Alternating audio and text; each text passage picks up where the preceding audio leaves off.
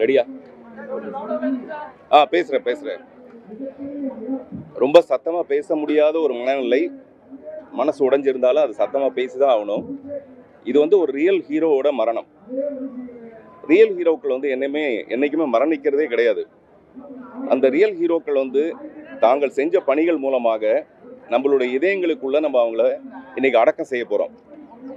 சீரியஸாவே Vijayakanth sir வந்து சினிமாவில் நடிக்கணும்னு தான் ஆசைப்பட்டு வந்திருப்பாரு. ஆனா அவர் பெரிய ஹீரோ ஆனதுக்கு அப்புறம் செய்ய வேண்டிய உதவிகள் எல்லாமே ஒரு ஆரம்ப காலகட்டத்தில் ரோஹிணி லாட்ஜில் இருக்கும்போதே அவர் நிறைய செஞ்சிருக்காரு.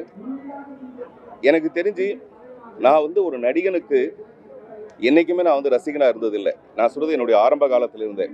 ஆனால் ஒரு சிறந்த மனிதனுக்கு நான் ரசிகன்னா அது வந்து விஜயகாந்த் சாருக்கு சொல்லலாம். அந்த மாதிரி தன்னுடைய வாழ்க்கையை பூரா ஒரு மனிதநேயத்தோடவும், அதே நேரத்தில் ஒரு அலெக்சாண்டருக்கு இருக்கிற உலகத்தில் இருக்க மாவீரன்கள் இருக்கிற அவ்வளவு தைரியமும் விஜயகாந்த் சார்கிட்ட இருந்தது. அது வந்து ரொம்ப ஆச்சரியம். அது நமக்கு தெரியும். இந்த அரசியலுக்குள்ள அவர் நுழைஞ்சதுலேருந்து அவருடைய தைரியமான செயல்பாடுகள் எல்லாமே.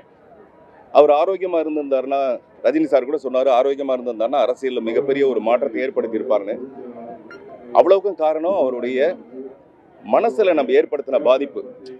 குறிப்பா மீடியாக்களுக்கு நான் கேட்குற ஒரு விஷயம் என்னன்னா, இதே விஜயகாந்த் சாரை சில யூடியூபுகள் வந்து பல முறை வந்து நம்ம அவருடைய இந்த மரண செய்தியை நம்ம போட்டிருக்கோம். ஏன் என்னை பற்றி கூட நிறைய தடவை போட்டாச்சு. தயவு செய்து அதை கொஞ்சம் மனிதாபிமானத்தோடு அணுக வேண்டிய ஒரு விஷயம். நீங்கள் ஒருத்தருக்கு ஒருத்தர் சொன்னீங்கன்னா நிச்சயமா இது உங்களுக்குள்ள சரி பண்ணிக்க வேண்டிய ஒரு விஷயமா இருக்கு. அது இந்த நேரத்தில் நான் ரொம்ப மன வருத்தத்தோடு நான் சொல்லிக்கிறேன். அதே மாதிரி விஜயகாந்த் சாருடைய பேச்சு எல்லாமே அவருக்கு ஒரு பெரிய மன பிரச்சனையை அவருக்கு ஏற்படுத்துச்சு. அதுதான் உடல்நலம் அவர் கெட்டதுக்கான ஒரு காரணம். அதனால இந்த மீடியாக்கள் மூலமா டெஃபினட்டா அவங்களுக்கு எந்த கலைஞனா இருந்தாலும் அவங்களுக்கு நல்லது மட்டுமே செய்யணுங்கிற ஒரு இது வந்து அட்வைஸ் கிடையாது. இது ஒரு சின்ன எதிர்பார்ப்பு. விஜயகாந்த் சாருடைய இந்த மரணத்துல நான் தெரிஞ்சுக்கிற ஒரு விஷயம், ஒரு மனித நேயத்துக்கு கிடைச்சிருக்க மிகப்பெரிய வெற்றி தான் இவ்வளவு பெரிய ஒரு கூட்டம். இந்த கூட்டத்தை காசு கொடுத்துலாம் சேர்க்கவே முடியாது.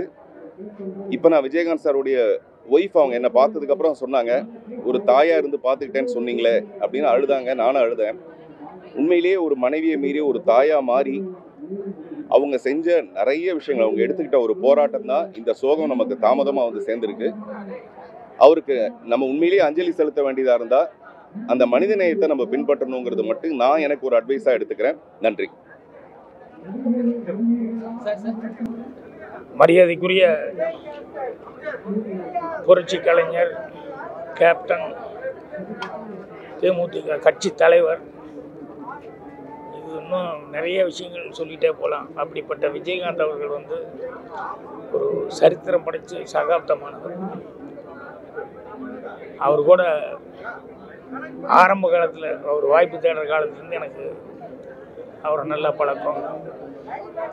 அதுக்கப்புறமா சினிமாலையும் வந்து அவர் கொஞ்சம் கொஞ்சமாக வளர்ந்து ஒரு இமாலய சாதனை படைத்தார். அதே மாதிரி அரசியல்லையும் வந்து ஒரு பெரிய லெவலுக்கு வந்து இது பண்ணார். உடல்நல குறைவு மட்டும் இல்லை அப்படின்னு சொன்னோம்னா இன்னும் கூட அரசியலில் பல சாதனைகளை அவரால் படைச்சிருக்க முடியும். அவரை பற்றி சுருக்கமாக ஒன்று சொல்லலாம். என்னென்னா, அடுத்தவங்களுக்கு உதவுற விதத்தில் வந்து அவரை கருப்பு எம்ஜிஆர்னு சொல்லுவாங்க. அதை நான் வந்து கண்கூடாகவே பார்த்துருக்கேன். புரட்சி தலைவர் எப்படி அவருடைய ஃபோட்டோக்களை எப்போ பார்த்தாலும் திரும்ப பார்த்துட்டே இருக்கலாம்னு தோணுமோ, அந்த மாதிரி நண்பர் விஜயகாந்த் அவர்களுடைய வாழ்க்கையில் அவருடைய என்னென்ன நடந்தது, யாருக்கு எப்படியெல்லாம் உதவி பண்ணாங்க, எப்படியெல்லாம் அவர் இது பண்ணார் அப்படிங்கிறத எவ்வளோ பேசினாலும் கேட்டுக்கிட்டே இருக்கலாம். அப்படிங்கிற அளவுக்கு அவர் வாழ்க்கை இருந்திருக்கு. சினிமாவுக்கு வர்றவங்க எத்தனையோ விஷயங்கள் எல்லாருமே அவர்கிட்ட கற்றுக்கிறதுக்கான ஒரு வாய்ப்பு. அவருடைய ரசிகமன்ற தொண்டர்கள், ரசிகமன்ற நண்பர்கள் யாருக்கு எல்லாத்துக்கும் எப்படி ஆறுதல் சொல்லணும் தெரியல. ஆனால் அந்த அளவுக்கு எல்லோரும் கதறி எழுதிட்டு இருக்காங்க. ஸோ அவங்களுக்கும் குடும்பத்தாருக்கும் எல்லாத்துக்கும் என்னுடைய என் குடும்ப சார்பாக ஆழ்ந்த இரங்கலை தெரிவிச்சுக்கிறோம். ஸோ சினிமா இருக்கிற வரைக்கும் அவருடைய பெயர் வந்துக்கிட்டே இருக்கும். அது மட்டும் இல்லாமல் ஒரு நல்ல மனிதருங்கிற பெயர் என்னன்னைக்கு எல்லாராலையும் பேசப்பட்டுக்கிட்டே இருக்கும். அவருடைய இழப்புக்கு எந்த விதத்திலையும் ஈடு செய்ய முடியல. மனசுக்கு ரொம்ப கஷ்டமாக இருக்குது. பத்திரிகைகள், ஊடகங்கள் எல்லாமே வந்து ஒவ்வொன்றும் அவருடைய இதை நேற்றுலேருந்து ஒவ்வொன்றும் போட்டுக்கிட்டே இருக்காங்க. அவர் எந்த அளவுக்கு எல்லாம் பார்க்க மனசுக்கு இவ்வளோ நல்ல மனிதர் இழந்துட்டுமே ரொம்ப கஷ்டமாக இருக்குது. என்றைக்கும் அவர் பெயர் புகழ் நிலைச்சிருக்கும். நன்றி, வணக்கம்.